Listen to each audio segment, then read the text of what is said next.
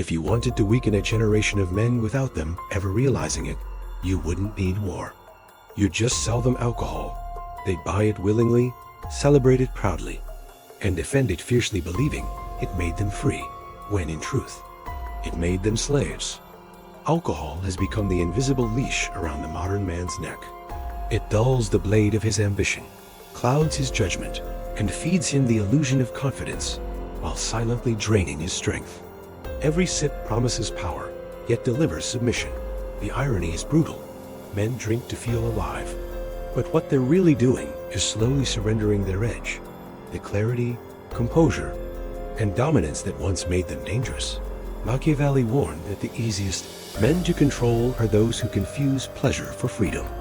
And no tool has been more effective in that deception than alcohol. It doesn't just poison the body, it poisons the mind, the will, and the very discipline that builds empires. This isn't about health or morality. It's about strategy. Because the man who drinks away his awareness is the man who can be led anywhere. Most men will never realize this truth. They'll keep toasting their own decay, calling it celebration, but a few will question it.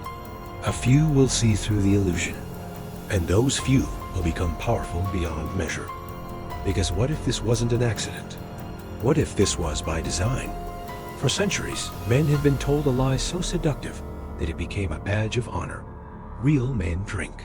From the rugged hero in movies to the charismatic CEO raising a glass, alcohol has been woven into the image of masculinity itself.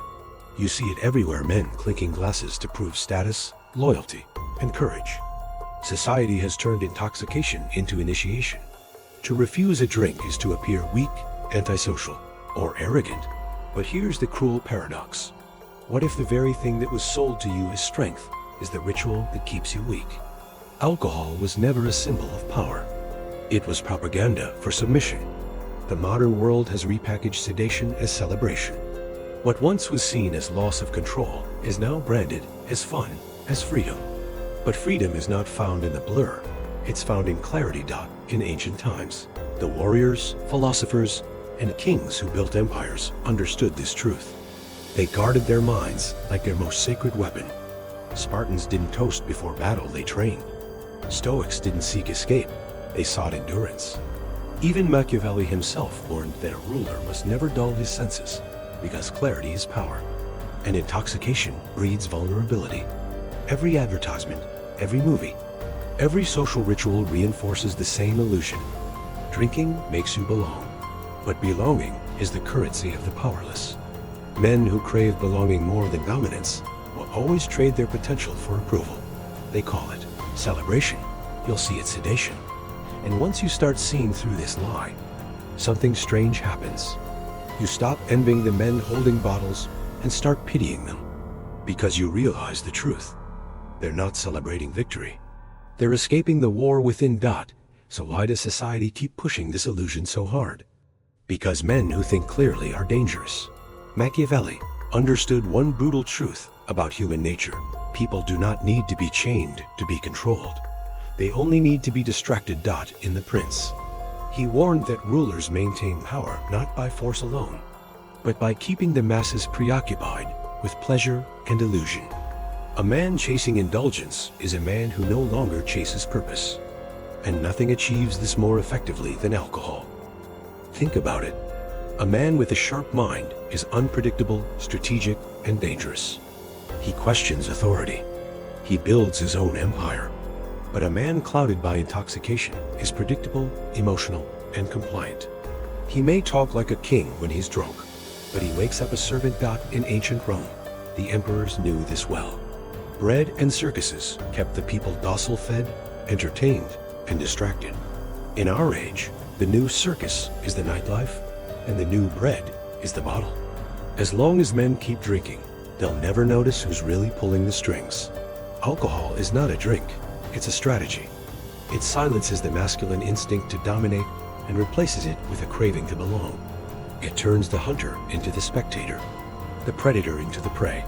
Machiavelli would look at the modern world and smirk, because he'd recognize the playbook. The rulers don't fear revolutions, they fear sober minds. A drunk man cannot organize, cannot lead, cannot command respect. His fire burns only for the night, and by morning, it's gone. That's why alcohol is not banned, it's celebrated. The most effective tools of control are the ones disguised as pleasure. The masses defend their own chains. They buy them, advertise them, and call them culture. And the cruel genius of it all? The more you drink, the more you believe you're free. But you're not. You're being handled. Because every time a man pours another glass, he's not just losing clarity, he's surrendering sovereignty. And the ones in power know it not. So the question is, if alcohol benefits no man, who does it benefit? Here's the truth no one wants to hear. Alcohol isn't just a drink, it's a design.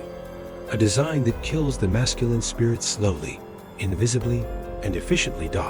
Starts with a single drink, a reward after work, a bonding ritual with friends. But beneath that glass lies a silent contract. You give up awareness in exchange for escape. You surrender control, not because you're forced to, but because you've been taught that losing it feels good. Machiavelli warned that the most effective way to control a man is not to threaten him, but to seduce him. Alcohol is the perfect seduction. It whispers comfort while stealing your edge. It tells you you're relaxed, but you're actually retreating. It convinces you you're social, but you're really seeking validation. What makes this trap brilliant is that it doesn't demand obedience. It manufactures it. Every sip lowers testosterone, weakens nerve response, and dulls cognitive sharpness. The prefrontal cortex, the part of your brain responsible for discipline, decision-making, and self-control, begins to fade into static. You lose your internal command center, the very thing that makes you a man who leads instead of follows. It's not just chemistry, it's psychology. Alcohol disconnects you from pain, but pain is the signal that drives growth. It numbs you from anxiety, but anxiety is what forges strategy. It removes your shame, but shame is what keeps you disciplined. It feels like freedom because it frees you from responsibility, but only for a night. The next day, the fog sets in. Your drive weakens. Your focus scatters. You're no longer the hunter scanning the horizon. You're the prey, stumbling in circles. And this is where the true Machiavellian beauty lies. The system doesn't need to enslave you if you enslave yourself. The man who drinks consistently becomes predictable. He needs relief, routine, and reassurance. That makes him easy to market to, easy to manipulate, and easy to forget. Now, look at society. Why do corporations, governments, and media glorify drinking? Because a distracted man will never rebel. A dulled man will never rise. A man addicted to pleasure can be led anywhere, as long as you keep refilling his glass. And here's the darkest part: most men will never wake up from this. They'll call it balance, fun, moderation. But moderation in poison is still poison. The sober man is rare because he's dangerous. He feels everything. He remembers every detail. He doesn't need to escape, he adapts, he overcomes. He dominates. And when he looks around at the world through clear eyes, he sees what the others can't. He sees the bars, not the ones serving alcohol, but the invisible ones around their minds. Look around you. The trap isn't hidden, it's everywhere. The billboard with laughing men raising glasses. The after-work drink culture. The Friday night escape that turns into a Saturday morning fog. You've been taught that this is how men bond, relax, and celebrate. But that's not freedom, that's conditioning. Modern society has built a psychological maze, and alcohol is the bait.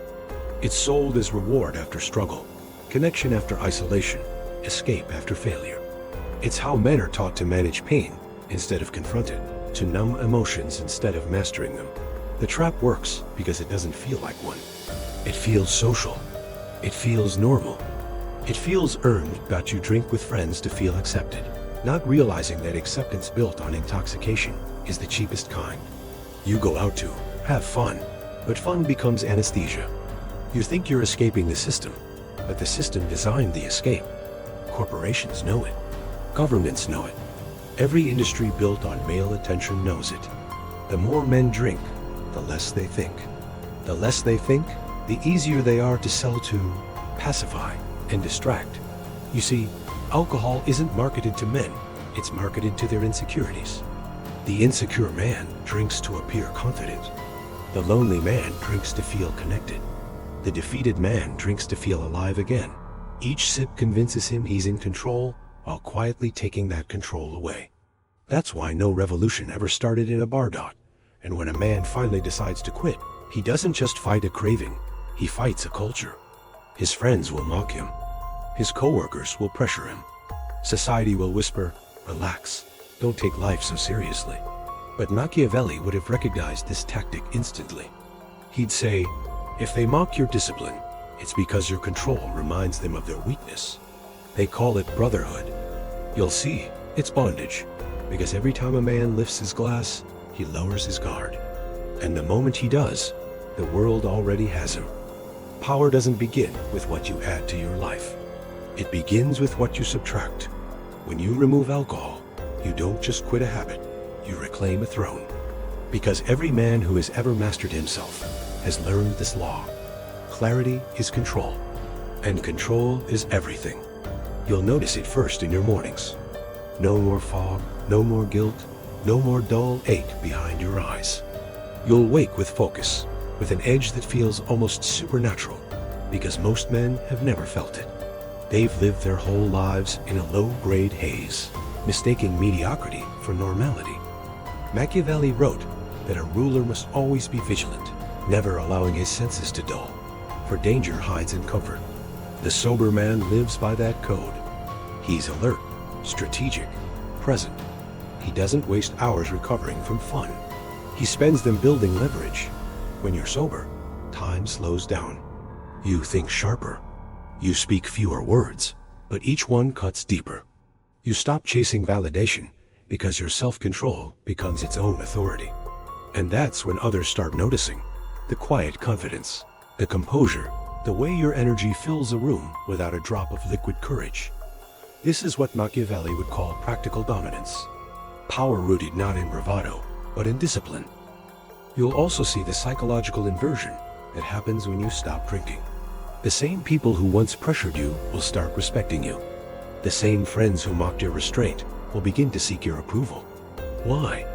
Because deep down, every man recognizes power when he sees it, and nothing radiates power more than a man who cannot be tempted. That's the Machiavellian paradox. The moment you reject what enslaves others, you rise above them. And make no mistake, sobriety isn't boring. It's lethal. You feel everything. Every failure stings. Every victory burns brighter. You don't escape life. You experience it raw, unfiltered, real. That's when your ambition returns. The part of you that once settled now demands more precision, more focus, more control. The fog lifts, and for the first time, you see the battlefield clearly. Who's manipulating you? Who's wasting your time? And who deserves to be in your empire? And once you see that, there's no going back. Most men will never experience this clarity. They'll laugh it off, pour another drink, and keep calling it freedom. But you, if you stay disciplined, you'll understand what Machiavelli meant when he wrote that the one who masters himself needs no ruler, because sobriety isn't the absence of pleasure. It's the presence of power.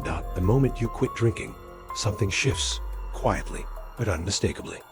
At first, it feels like loss. You step away from the noise, the parties, the rituals that once defined your weekends. People notice. They ask questions. Some even mock you. But then, without realizing it, you begin to change. Your energy sharpens. Your words carry weight. You no longer talk just to fill silence. You speak to direct it. That restless, uncertain energy that once needed escape begins to build pressure inside you.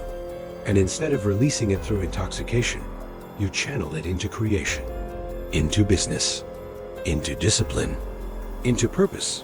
Machiavelli said, "He who controls himself controls all." And that's the transformation happening within you. You are no longer reactive. You are deliberate. You stop apologizing for your focus. You stop explaining your distance. Because men of vision don't chase, they attract. The sober man becomes magnetic because he radiates what others have lost: presence. When he enters a room, He doesn't need to shout or perform. His calm is unsettling. His stillness has gravity. People sense it, that this is a man who cannot be bought, distracted, or diluted. And that's why society quietly fears him. Because he represents something dangerous. A man who cannot be controlled through pleasure. When you take back your clarity, you take back your power over your choices, your emotions, and your destiny. You no longer react to life. You orchestrate it. This is the silent dominance Machiavelli admired. The kind that doesn't scream power, but emanates it. And the truth is, once you taste this level of control, even a single drink feels like surrender. Now you see it. Alcohol was never a drink. It was a device. A silent system of control dressed as celebration. Every sip sold you the illusion of freedom while tightening the leash around your potential. Machiavelli understood that power is never taken from a man. It's surrendered. And every time you drink, you surrender a little more. Your clarity, your edge, your ambition. Until one day, you no longer remember what power even felt like. But that ends the moment you stop. Because the man who refuses the drink refuses the system. He becomes unpredictable, focused, and sovereign. He no longer moves with the herd. He moves with purpose. His mind cuts through noise like a blade. His presence alone commands respect because he's mastered the one thing others can't: himself. Most men will never feel that. They'll live and die believing that pleasure is power. But you're not most men. You've seen behind the curtain, Dot, so here's your challenge. Go 30 days without a single drop. Watch your energy rise. Watch your mind sharpen. Feel what real control tastes like. You'll realize that what you thought was fun was just anesthesia. And what you thought was discipline was freedom. They want you drunk. You were born to stay dangerous.